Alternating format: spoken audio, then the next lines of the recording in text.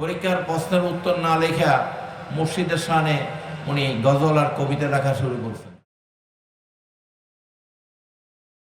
উনি যখন জামাতে উলার পরীক্ষা দিচ্ছেন, উনি মুর্শিদের প্রতি এত প্রেম, ভক্তি, মহাব্বত,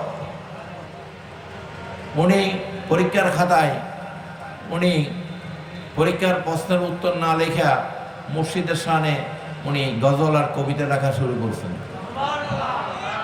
শিক্ষকরা দেখা কিরে উনি লেখে আরেকটা,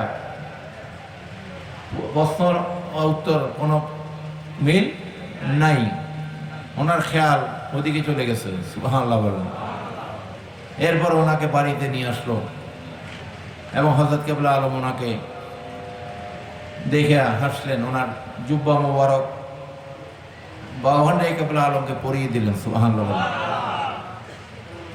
একদিন উনি হযরত কেবলা আলমের পা ধরে রাখছে, ছাড়ে না।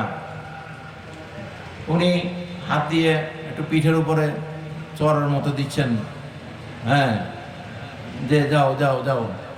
তখন ওনার বিবি সাহেবিনী বলছেন, ছেলে যেহেতু ওনার ভাইয়ের ছেলে এবং ওনার জুব্বা মোবারক, ওনার খেলাফত, ওনার দায়িত্ব উনি থাকতেই কিন্তু বাবাহান কেবলা আলমকে হস্তান্তর করেছেন। সুবহানাল্লাহ। তখন ওনার বিবি সাহেবিনী যখন বলছে ছেলে কি চাই দিয়ে না দিবেন, হযরত কেবলা আলম বলছে তাকে আমার একটা চোখ দিয়ে দিয়েছে অলরেডি, এর মধ্যে একটা চোখ তাকে দিয়ে দিয়েছি, আরেকটা দিয়ে আমি চলাফেরা করি, সে ওইটাও আমার থেকে নিয়ে নিতে চায়। এটা হযরত কেবলা আলমের বেসালের কিছুদিন আগে, যে সে ওই চোখে আমার থেকে নিয়ে নিতে চায়, তো আমি চলবো কিভাবে? তো এটা কি সাধারণ চোখ? এটা বেলায়েতের নজরের চক্ষু। সুবহানাল্লাহ বলেন।